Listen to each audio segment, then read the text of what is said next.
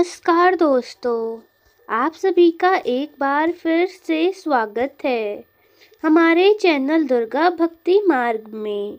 आज मैं आप सभी को सुनाऊंगी शुक्रवार के व्रत के दिन सुनी जाने वाली संतोषी माता की व्रत कथा। एक समय की बात है, किसी नगर में एक राजा और रानी थे। उनके दो बेटियां थीं। राजा ने अपनी दोनों बेटियों को तैराकी, तीरंदाजी, घुड़सवारी आदि सभी प्रकार की शिक्षा दी थी। साथ ही रानी ने बेटियों को घर की जिम्मेदारियां भी अच्छे से सिखाई थी। बड़ी बेटी चंपा और छोटी बेटी रूपमती थी। चंपा थोड़ी सांवली थी, जबकि रूपमती नाम के समान रूपवान थी। रानी माँ हर शुक्रवार को पूरे विधि विधान से व्रत किया करती थी। उनके महल में एक दाई माँ रहा करती थी, जो अपनी भतीजी की शादी राजा से करवाना चाहती थी। लेकिन राजा ने अपने पसंद की राजकुमारी से शादी करी थी, इसीलिए वह दासी रानी माँ से चिढ़ती थी और हर समय सबके कान भरा करती थी रानी माँ के खिलाफ।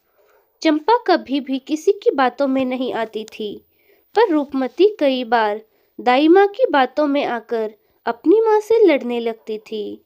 एक बार एक राजकुमार का रिश्ता चंपा के लिए आया। धूमधाम से चंपा की शादी कर दी गई और उस राजकुमार को घर जमाई बनाकर रख लिया गया। शादी के बाद रानी माँ ने चंपा को भी शुक्रवार को संतोषी माता का व्रत करने को कहा। अब हर शुक्रवार को दोनों माँ बेटी व्रत करने लगी।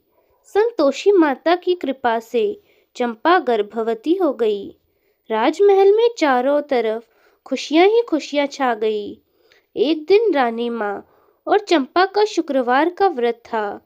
तब राजा और उनके जमाई सिपाहियों के साथ शिकार करने गए हुए थे।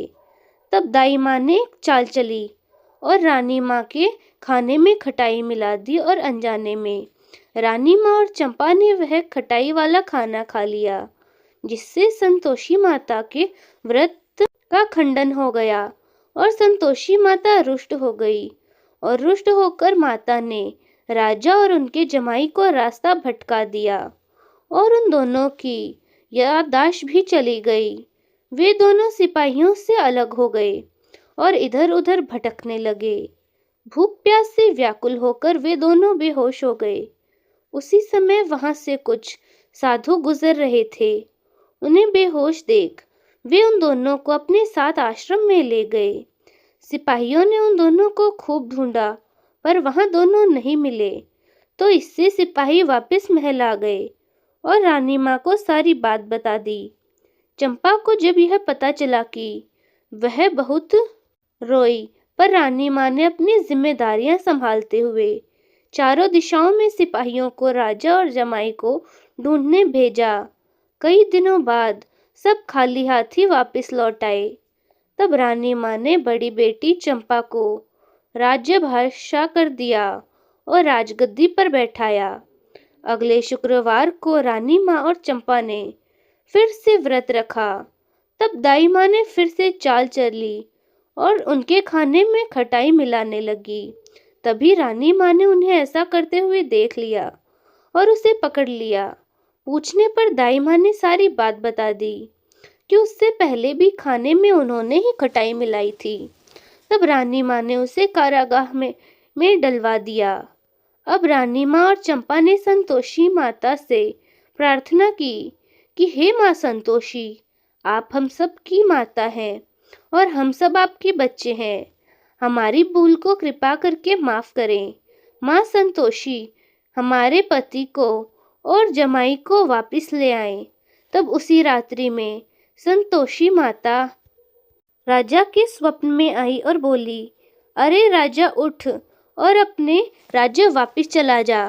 तेरा दामाद और तू मेरे प्रकोप को झेल रहे थे। अब तू अपने राज्य जा और मेरा एक मंदिर बनवा।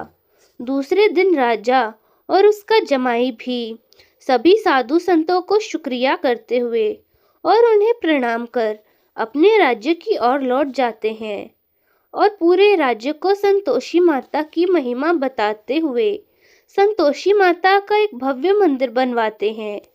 रानी माँ ने चंपा के साथ धूमधाम से शुक्रवार के व्रत का उद्यापन करा।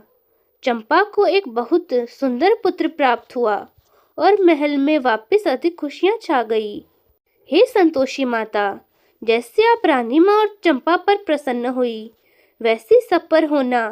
कहानी कहने वाले, सुनने वाले और हुंकारा भरने वाले सबकी मनोकामनाओं को पूरा करना।